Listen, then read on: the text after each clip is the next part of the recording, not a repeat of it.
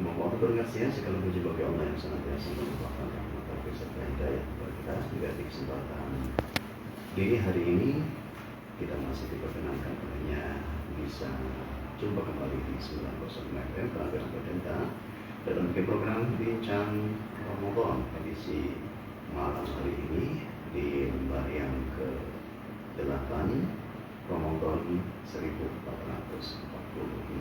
Hijriah. Salawat serta salam semoga senantiasa tercurah atas baginda Nabi Sallallahu Alaihi Wasallam kepada keluarga, para sahabat dan juga para pengikut dan pendengar siang. Kembali bingkai program Bincang Ramadan akan hadir teman Anda hingga nanti jelang di pukul 1 waktu Indonesia Barat. Dan tentu saja salam tidak sendiri karena dalam hadir di studio narasumber kita yang alhamdulillah dia tak pernah lelah untuk menemani kita semua untuk memberikan tausiah dan juga pencerahannya kepada kita semua. Alhamdulillah, semoga beliau dipanjangkan umurnya dengan kesehatan sehingga bisa menemani kita senantiasa memberikan ilmu-ilmunya kepada kita semua. Beliau adalah Yang Mulia Kiai Haji Zainul Arifin Z atau yang kita kenal dengan Gus Zainul. Assalamualaikum Gus. Waalaikumsalam warahmatullahi wabarakatuh. Alhamdulillah sehat. Alhamdulillah sehat. Amin amin ya rabbal alamin. Baiklah pendengar sia, untuk membersihkan waktu baik kita dengarkan, kita simak bersama pemaparan dari beliau. Monggo Gus. Terima kasih. Assalamualaikum warahmatullahi wabarakatuh. Waalaikumsalam. Bismillahirrahmanirrahim. Alhamdulillahirabbil alamin. Salatu wassalamu ala asyrofil anbiya'i wal mursalin sayyidina Maulana Muhammadin sallallahu alaihi wasallam wa ala alihi washabbihi ajma'in. La haula wa la quwwata illa billahil aliyyil azim. Telah mendengar dan pemirsa Radio Badenta dimanapun Anda berada,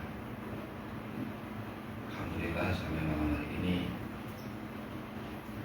kita masih diberi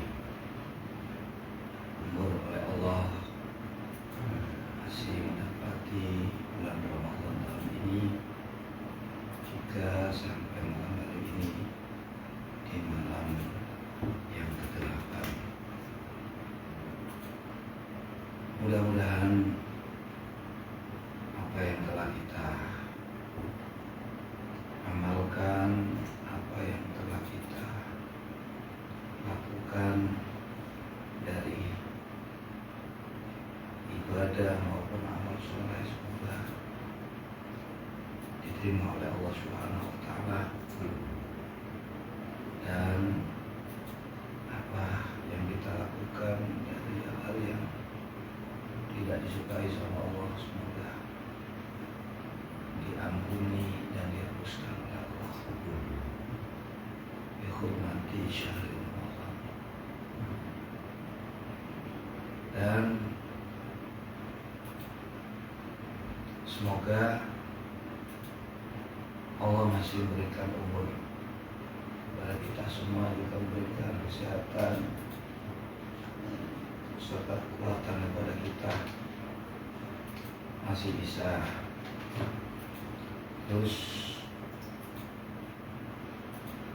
menghormat, memuliakan bulan Ramadan, tak terkecuali pada malam hari ini. Panjenengan mungkin masih mengikuti siaran Badenta, perlu diketahui Ramadan itu setiap bagian-bagiannya adalah istimewa, sampai Nabi sendiri tidak bisa menyebutkan karena begitu besarnya. Lewat sabda beliau, "Lau ta'lamu ummati ma fi Ramadan la tamannau an takuna as-sanatu kulluha." Andai umatku ini tahu apa yang diletakkan Allah di dalam bulan Ramadan, pasti umatku akan mengharapkan satu tahun dijadikan bulan Ramadan. Ini yang harus kita renungkan setiap saat, setiap keadaan, dimanapun kita berada. Betapa mulia dan agungnya bulan Ramadan. Seperti dalam satu keterangan hadis tentang sholat tarawih yang disebut qiyamul lail.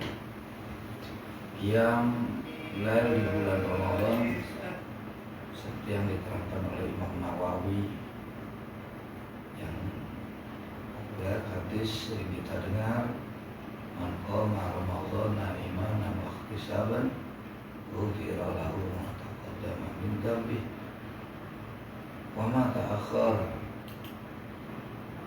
Imam Nawawi menyebutkan annal murada bi qiyam Ramadan salat tarawih. Man qama Ramadan, qiyam Ramadan ini adalah salat tarawih. Imanan wa ihtisaban. Maka saya dilaksanakan atas dasar iman dan semata-mata mencari pahala di sisi Allah, mencari cintaan, mencari ridha Allah, maka itu semakin bagus. Jadi ini sholat tarawih, ulama sepakat ini adalah sunnah muakkadah. Itu saja diterangkan tentang setiap malam sholat tarawih. Malam ini seperti malam ini. Malam ini adalah malam yang ke-8. Di situ disebutkan hadis dari Sayyidina Ali bin Abi Thalib. Nabi pernah ditanya tentang an-fadhail sholat, an-fadhail tarawih. Nabi menyebutkan tiap-tiap malam. Seperti kemarin, fi awwali lailatin min Ramadan yakhrujul mu'min min dhanbihi ka yaumi waladatu ummuh. Orang yang melakukan sholat tarawih di malam yang pertama, dia dikeluarkan dari dosa-dosanya semua seperti bayi yang baru terlahir. Kemudian Nabi menjelaskan wa fil lailati tsaniyah yughfaru lahu wa liwalidayhi in kana mu'minin. Dosa dia diampuni beserta dosa kedua orang tuanya, dengan catatan kedua orang tuanya orang beriman. Fil lailati sabi'ah yunadi malakun min tahtil arsy istanifil amal ghufira lahu ma taqaddama min dhanbi. Malaikat yang berada di bawah arsy menyeru, wahai hamba Allah, awalilah amal kamu karena dosa-dosamu yang lalu telah diampuni. Artinya 1 sampai 3 malam ini intinya Allah hapuskan dosa kita dan dosa kedua orang tua.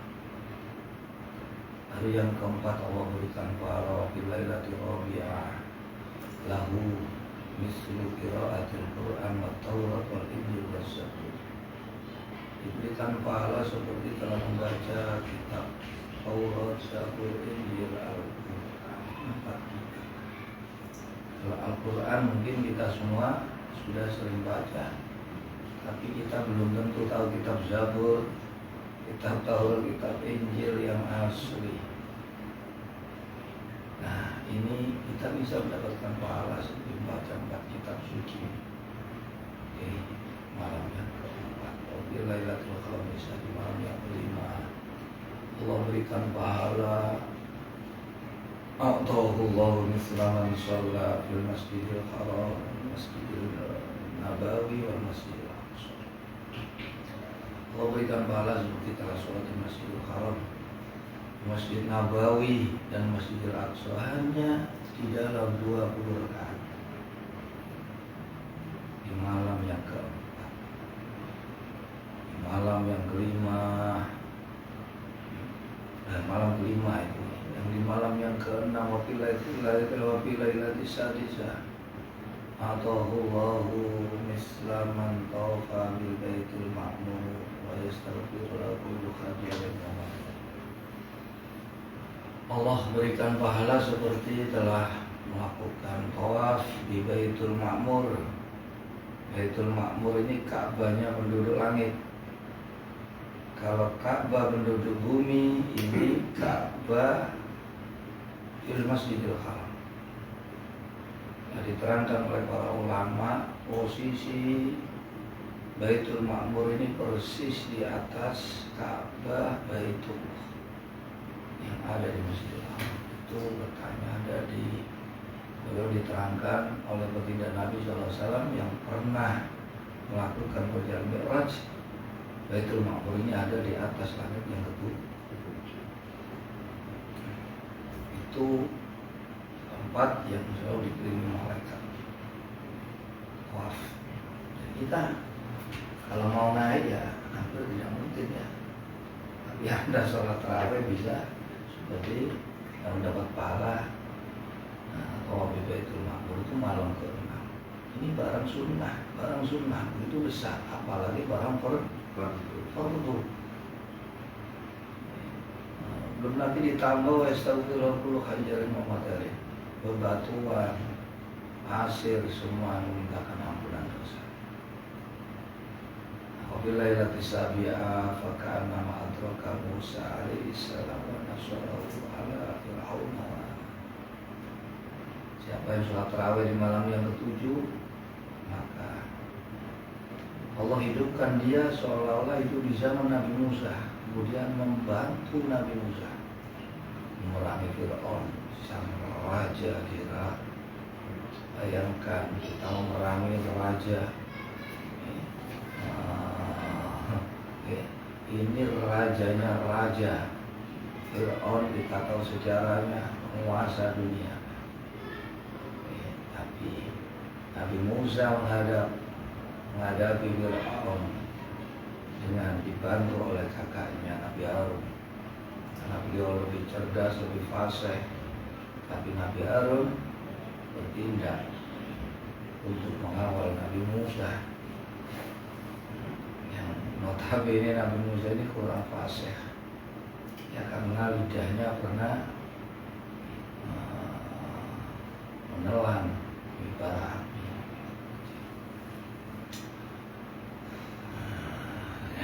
Sekarang malam ke-8. Siapa yang sholat fil lailati zamina atau Allahumma atau Ibrahim alaihissalam, Allah berikan seperti apa yang telah Allah berikan kepada Nabi Ibrahim alaihissalam.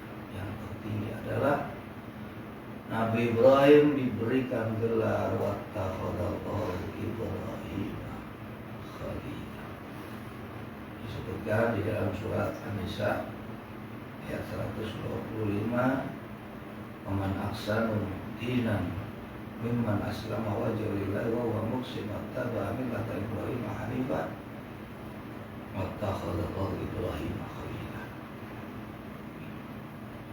Untuk mendapatkan Khalilullah tidak semudah balik telapak tangan. Nabi Ibrahim melewati beberapa ujian kekayaan, ujian untuk memisahkan istri, ujian berpisah dengan anak, sampai disuruh menyembelih, semuanya mampu diikhlaskan. Beliau orang yang kaya, yang dermawan, pernah berkurban sampai 1000 kambing, 300 onta dan 300 sapi selalu dalam sekali korban. Diuji istri, setelah punya anak bayi disuruh diletakkan di padang tandus. Sampai Nabi waktu meletakkan ditinggal itu, Nabi Ibrahim berdoa, "Rabbi ini askan tuh lihat jiwa tinggal di saya ini sampai ini." Juga diuji anak. Ini memang ujian itu. Harta, jabatan, tahta, wanita, dan anak. Ada anak ini, Nabi Ibrahim sukses. Sampai puncaknya dia dapatkan gelar. Anda tidak perlu repot-repot, cukup sholat tarawih malam ini. Kalaupun belum sempat tadi, ini masih ada batas waktu. Tadi batas waktu sholat tarawih mulai Isya, habis Isya itu sampai sebelum zuhur. Bisa dikerjakan berjamaah juga sendiri. Yang berjamaah ada fadilah lagi. Ada satu hadis riwayat Imam Ahmad, Abu Dawud, Tirmidzi, An-Nasai wa Ibnu Majah, man qama ma'al imam hatta yansarifa kutiba lahu qiyamul lailatin. Siapa yang sholat tarawih bersama imam sampai selesai, maka Allah catat untuk dia seperti menghidupkan semalam untuk beribadah. Ini bonus bagi sholat tarawih yang bersama imam. Jadi para pendengar dan pemirsa Radio Ampel entah dimanapun Anda berada, Nabi Ibrahim diterangkan oleh Imam Ibnu Hajar Al-Asqalani, diterangkan oleh Imam Nawawi dalam kitabnya Nasrul Ibad. Nabi Ibrahim pernah ditanya, kila li Ibrahim bimada ittakhadakallahu khalilan. Ibrahim, sebab apakah engkau diangkat Allah menjadi Khalilullah? Bukan Gus Khalil nih. Kalau Gus Khalil nih, pulau kangen ya. Belum ketemu. Nah, ini Ustaz Salam nih. Khalilullah dijawab naqala bisalah sati asya, aku diangkat menjadi Khalilullah karena 3 perkara. Ikhtartu amrallahi ala amri ghairi. Yang pertama, aku selalu mengutamakan urusan Allah di atas urusan selain Allah. Allah harus nomor 1. Ini kalau ingin menjadi kekasih. Yang kedua, wa mahtamamtu bima takaffalallahu li minar rizqi. Aku tidak pernah memikirkan urusan rizki yang telah dijamin oleh Allah. Tidak pernah merisaukan rizki. Ini jauh dengan kita. Allah urusan nomor 27. Rizki kita bingung. Mau menjadi kekasih Allah jauh. Akan di Imam Al-Ghazali dalam kitab Minhajul Abidin jilid yang ketiga itu menerangkan suatu ketika ada orang bertaubat menghadap kepada Syekh Aba Yazid Al-Bustami. Ya Aba Yazid, saya orang yang banyak dosa, saya ingin bertaubat, doakan saya mudah-mudahan Allah menerima taubat saya. Ditanya, emang kamu punya dosa apa? Ini bahasa Jakarta. Kamu punya dosa apa mau bertaubat? Saya ini suka mencuri kain kafan mayit di kuburan. Saya taubat ini karena saya mendapati saya ini sudah menggali 1000 kain kafan. Dan dari 1000 yang kami gali, tidak ada yang menghadap ke arah kiblat kecuali hanya 2. Ini pengalaman beliau terheran-heran. Jadi semua jenazah ini kan orang Islam mati ini kan wajahnya wajib dihadapkan apa gitu. Kalau sudah dipendem terus kok turun lali gak dipendem, wajib dikeduk. Itu dihadapkan begitu.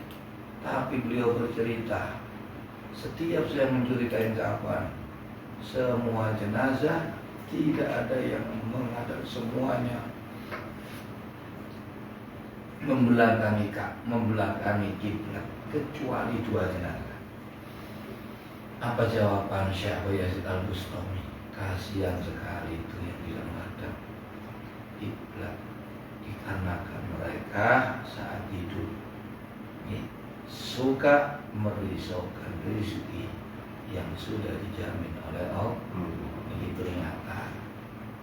Jadi zaman ojo mikir teman-teman urusan sing dipangan, sing di sana, sing di papan. Kok sampeyan kare usrek kae. Gelundung ae.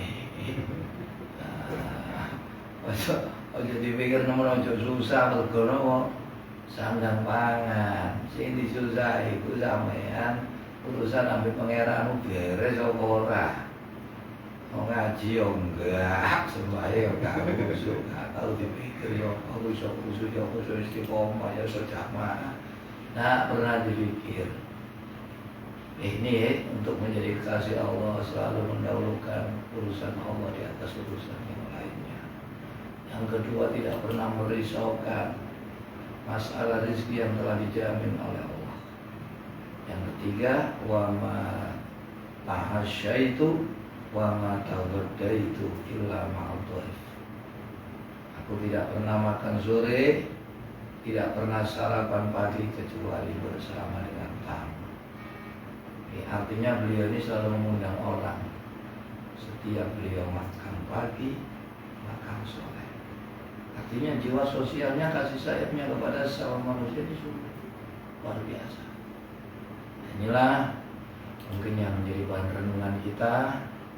Kalau ingin menjadi orang yang dicintai Allah, dekat dengan Allah, yang disayang oleh Allah, utamakan urusan Allah di atas urusan yang lainnya. Jangan kau risaukan masalah rizki, tawakal, pasrahkan kepada Allah. Kamu hanya berusaha.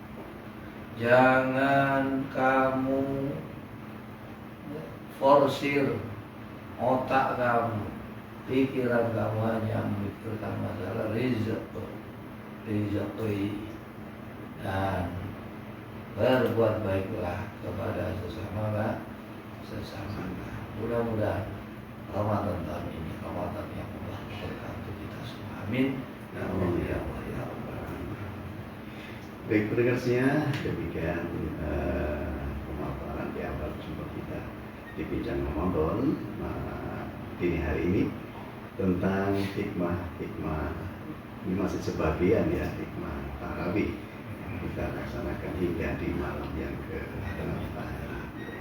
Begitu luar biasa. Dan pendengarnya, bagi Anda yang bergabung, Anda bisa chat di nomor 0852-32775775. Anda bisa ikut hadir bertanya tentang hikmah yang ada di bulan suci Ramadan ataupun juga tentang hal yang lainnya. Baik pendengarnya, Bincang Ramadan akan kita lanjutkan setelah satu tembang berikut ini. Jadi tetaplah bersama kami di 90.9 FM Radio Pemerintah Suara Syiar Islam Anda.